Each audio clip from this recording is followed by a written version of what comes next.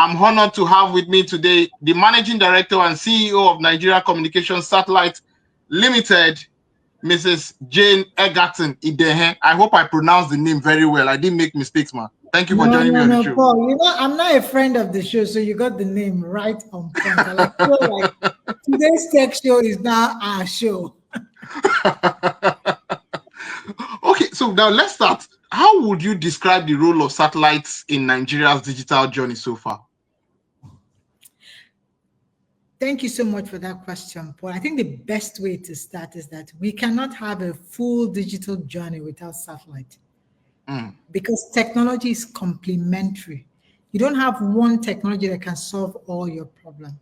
We have mobile operators, we have satellites, we even do radio. But the truth is that to have an inclusive digital economy, especially if you want the rural areas covered, you need satellite.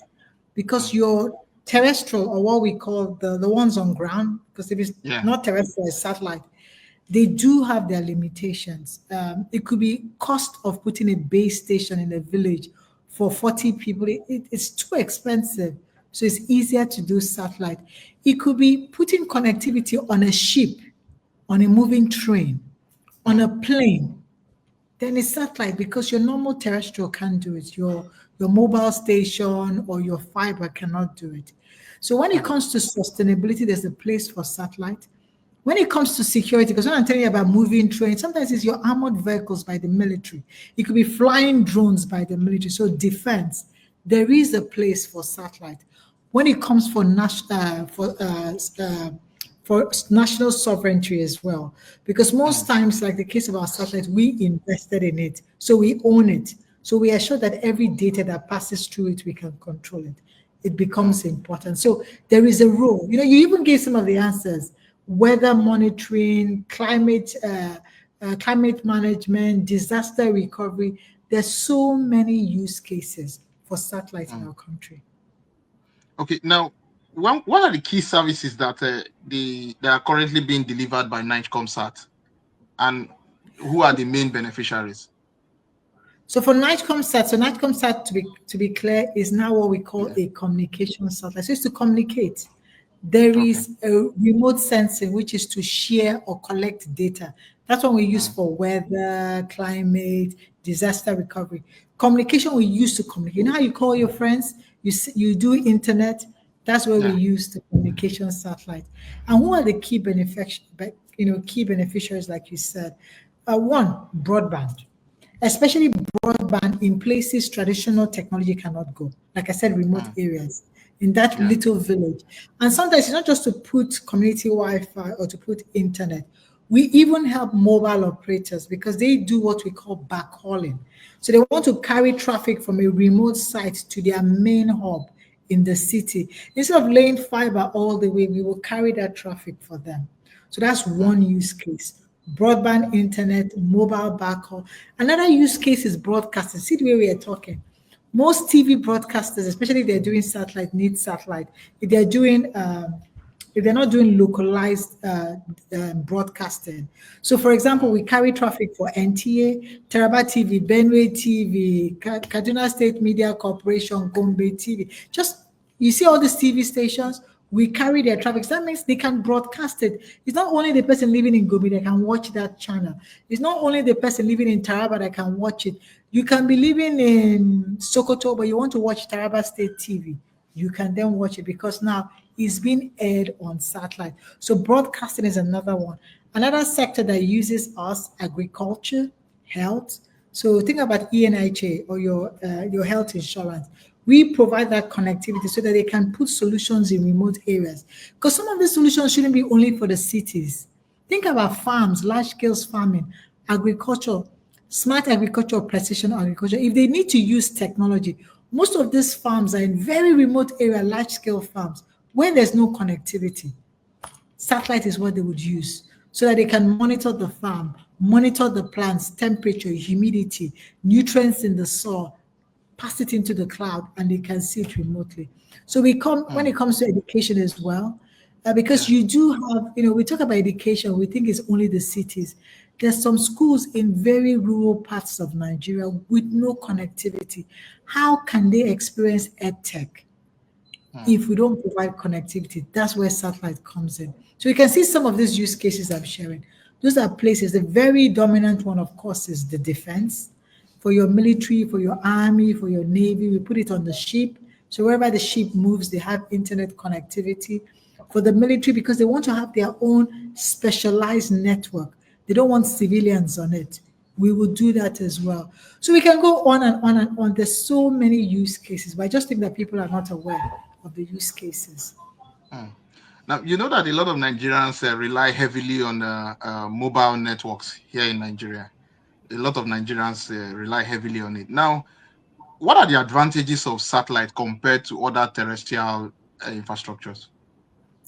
I think one of the key advantages for satellite is ability to provide connectivity in complex situations. Now, I know a lot of people will tell you that, but it's more expensive compared to the value, especially now we can see it's quite affordable. If it's a complex situation that you can't use your traditional technology, you see that as a shining point for satellite. A great example is on a moving train.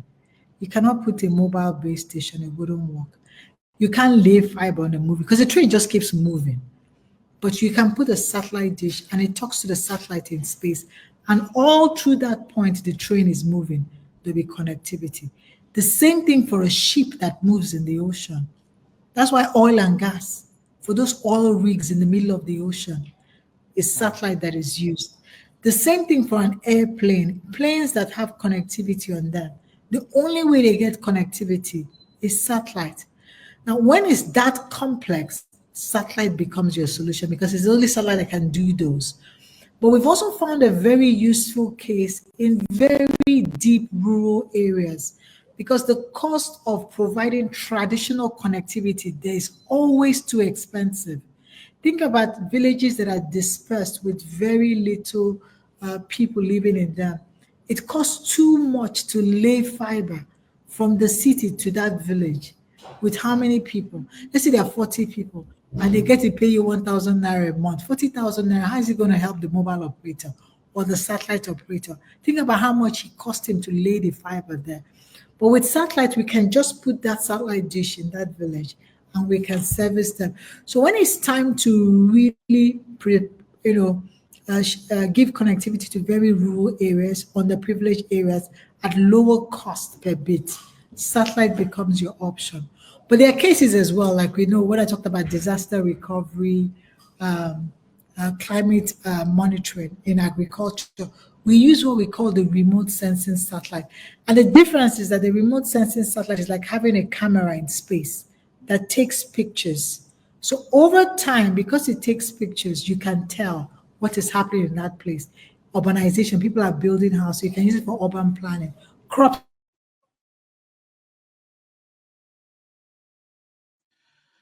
Network challenges.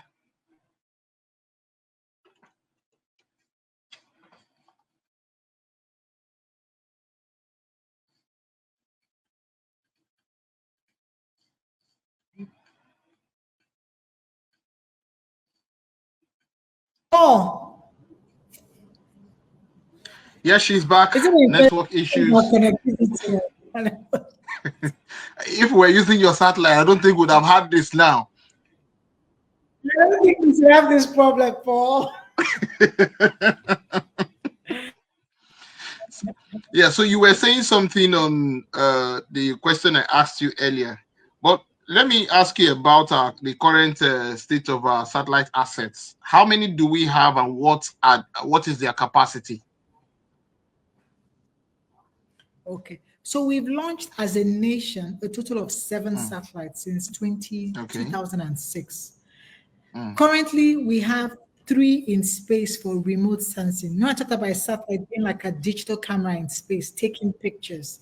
That's remote sensing. We have 3. And it sits with NASDA, if you've heard of the Nigerian Space Research Agency. We have 1 communication satellite to communicate, to make a call, to browse the internet. That's the one that sits with NIGCOMSAT. We have 1 in space, and it's called NIGCOMSAT 1R. The military also has 1 they use for remote sensing as well. So as a nation, we can say we have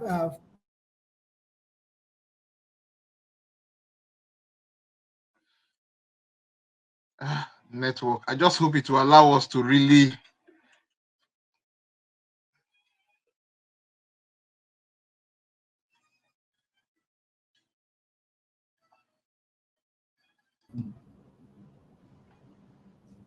Will network just allow us have this conversation? It's a very interesting conversation we're having today. It just has to allow us have this conversation. Don't worry, we shall overcome, Paul. We are very committed to today's tech show, so we're going to overcome.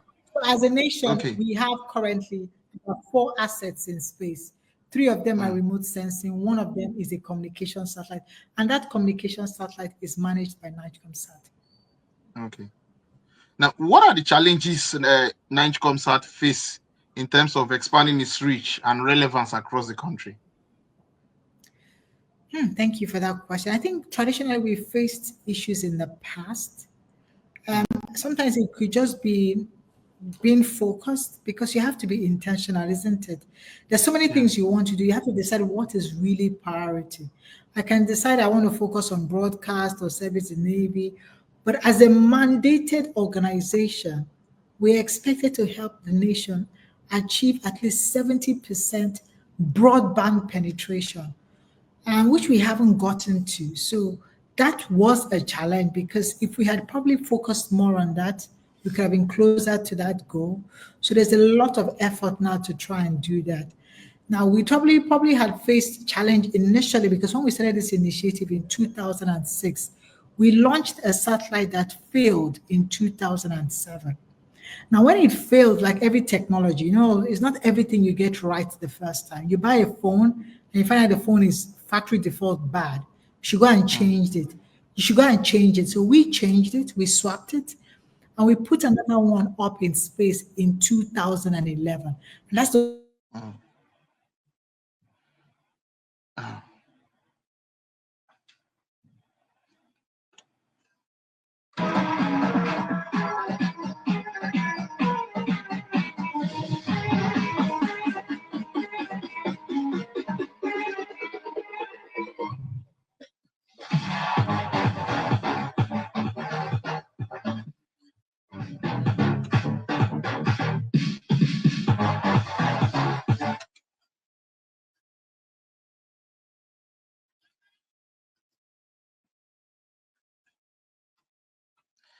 Network issues. She'll be joining us again in the next few seconds. We'll be having this conversation about the role of satellites in Nigeria's digital future. So she'll be joining us very soon, and network has not been easy over there with her. Well, that conversation she has been. I'm just learning today that it's just one communication satellite we have, and that's interesting. And that information is very good one for me, who didn't know about it before now.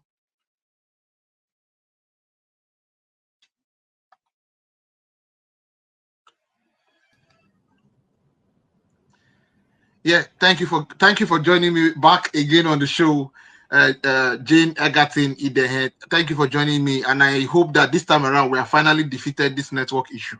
we have. Yeah. Yeah, you were answering my question on the challenges that NIGECOMSAT face. So yes, back to what I was saying about, after launching that satellite that failed, it did pull us back, because the public perception, some people still think there is no satellite in space, even though we've had one in space since 2011. And that's over a decade. We've managed it, operated it. There is no expatriate in the whole organization. They are all Nigerians, studied space, working in space. And we were the first in Africa. We were one of the first to launch a communication, actually the first to launch a communication satellite this size. We are. Others started launching after us. Sometimes we take that for granted, the amount of talent we have in this country when it comes to space. So I say this because those things set us back. The public perception, people just thought it wasn't there, was it there? And now we are trying our best to educate the public, because, like they said, the prophet is not known in his home. How can we be getting more demand from outside Nigeria than Nigeria? So we really want people to understand that the asset does exist and the government invested a lot. We want them to make good use of it. And we're already seeing that change. Since we started this whole push, we've seen our broadcasting traffic tripled. A lot of local broadcasters and foreign broadcasters are using us to carry traffic. We're seeing that in the defense sector, but we really want to push that in where we think we also need it most: broadband, internet connectivity, especially for rural areas. There's been conversations around public-private partnerships in satellite and space sector. Is this something that NIGECOMSAT is also looking at exploring? It is actually one of our pillars. We have 5 pillars. That's one of our core pillars. Public, because there's different ways to innovate. You can innovate internally or you can innovate with partners as well. And one of our core pillars is innovating with partners as well as internally. So in terms of, for example, our strategy, we have a multi-orbit strategy. So we can do geostationary. Now I'm sounding a bit technical, or LEO. LEOs, we partner with other satellite operators. We're doing a lot of things in terms of startups, because I hear you talk about startups in the program just before. We are working with a lot of startups to create sensitization of the value they can get out of space, either creating services using space or using services from space. Either way, we run 2 cohorts now for an accelerator program. First cohort, 20 startups, second cohort, 35 startups, and they're all with partners, with a lot of sponsors. We do trainings. As I'm talking to you on Wednesday, I'm going to Calabar. We will be training youths in Calabar. It's in partnership with the government. We train youths in Jigawa, we train youths in Adamawa, and we're going region by region, because when we train those youths, that skill set, they can actually use it to empower themselves. They don't only have to install for NIGECOMSAT, they can install for other space or satellite operators, even for DSTV. So I'm just saying that there's so much we are doing, but it's with partners. We don't do things most times, especially when we are innovating, because partners allow you to create impact at scale as well. You're not the only one doing it. You're doing it with a lot of partners. So we do that even in innovating. So I talked to you about things we can do in agriculture, education. The truth is that we provide the connectivity. The application layer is with a partner. Sometimes with some of the startups, that actual application, the EdTech platform that the students will use, will be a partner that will deliver it. The actual application that the farmer will use to check the humidity, the nutrients, the temperature in the soil, we do that with a partner, but we provide the connectivity. So a lot of the work we do is with partners, and a shout out to all our partners. We've seen tremendous progress with that. Let's look at the affordability of this service. Now, how affordable is satellite broadband? And then what is NIGECOMSAT doing? These 2-in-1 question. How affordable is satellite broadband? And then what is NIGECOMSAT doing in terms of making their services more accessible to homes, schools, and maybe SMEs? So I'll start by saying satellite is probably not there yet with what you will see for mobile operators. So you know how you buy your airtime and it's almost you don't pay for SIM card. We're not there yet. We're headed there. It's now competitive, but not the same, but it's value, especially in use cases where you need it. And we've made it in a way that it can now be afforded. So a lot of our free to air is that people buy it affordable. The modems are affordable. A lot of our broadband connectivity, a lot of the enterprises in rural areas use it. A lot of our broadband connectivity, states use it for their rural areas and rural communities. Now, I think where I would love to see it go is a case where satellite becomes so affordable that even the cost of setup is lower, which is what we want to do. You see how when you want to buy a mobile operator, the SIM card is almost zero, or sometimes at no cost they give you the SIM card. I would like to see that we get to a point where if you want satellite connectivity, the modem, the dish is almost zero. That will ultimately be a dream come true. So those are some of the barriers in terms of cost. But in terms of the bandwidth itself, I think it's comparable. But the setup cost, I still believe we still have a lot of work to do there.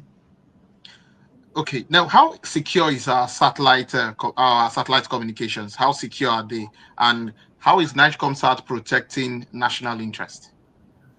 I think one of the key selling points for NIGCOMSAT is national security and sovereignty. Because with other satellite operators, for those that understand how satellite works, you need to carry the traffic from space and you need to land it somewhere. Most satellite operators, because they are not owned by Nigeria, would land the traffic somewhere else. The US, the UK, Dubai, any other place apart from Nigeria. It's only NIGCOMSAT we land our traffic here because there's no other place. This is our sovereign nation. So in terms of security, especially for the defense sector, that's one of the strongest selling points because you govern Nigerians, the laws of Nigeria govern us. So our traffic lands, our traffic doesn't go any other place. It's not snooped around. There's nobody trying to, because the traffic lands here from space. But we do other things like ensuring that with cybersecurity, our networks are secure in terms of who has access, who utilizes, because we do specialized services where we build private networks for enterprises, and security is a key selling point. So that's a key selling point for satellite, is that it can give you that security. And you see a lot of organizations that want to build private networks or secure network tend to use satellite. Yeah. Now, are there plans to launch any new satellites soon? Thank you for that. We are launching one 2028. We currently are on track to replace our current asset, yes, because we do have a jurisdictionary asset, and jurisdictionary satellites have a lifespan of 15 to 20 years. So we are due for a replacement. And we are happy and looking forward to it because now we are actually going to utilize even newer emerging technology for this new satellite, so we can give more value to citizens. Think about what we are doing now. We're going to do a newer modern technology. So in terms of capacity, speed, how we operate, applying things like AI, we will pass all that value to our clients, consumers, and partners. Yeah, someone who is watching us, John, he's asking a question online that how is NIGCOMSAT supporting the digital economy in Nigeria? You want to answer that? One, that is top on our list. Because if we don't promote it, I keep talking about inclusion. Digital economy is not only Lagos, but Abuja, because everybody thinks that that's where it is happening. We want a case that John can work remotely in the middle of nowhere in a village in Umuahia. He would have access and he will work. Some of the projects we are running are just tied to that. There's something we call 774 to put connectivity in all the 774 local government secretariats. No matter where the local government secretariat is, we will find it.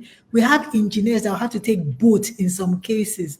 They'll drive, they'll get to a place they can no longer drive. They'll take a canoe just to go and put that connectivity. We are driven to that. We're working with states to help provide connectivity for them in very rural areas.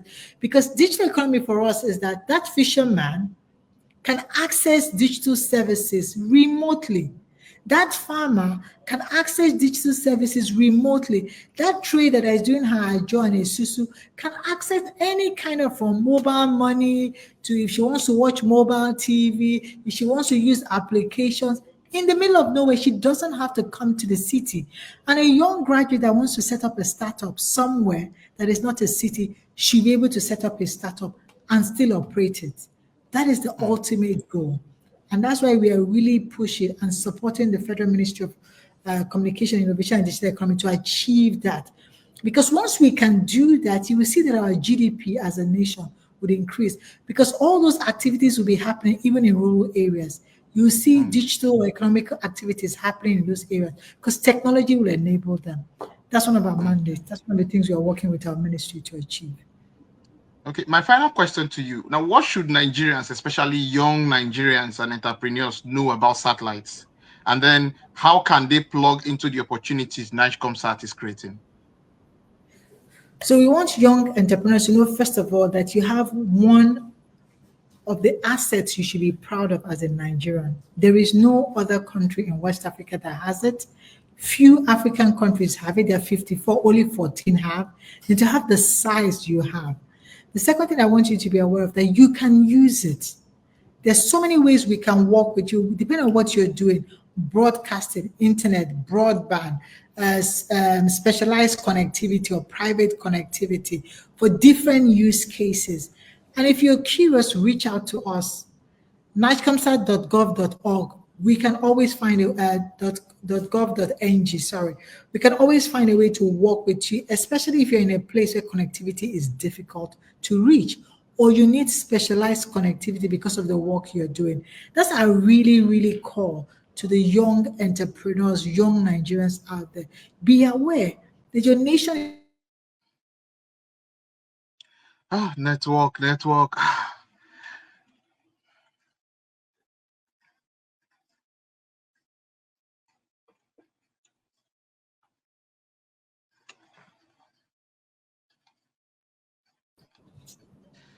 Paul, we Yes, prevail.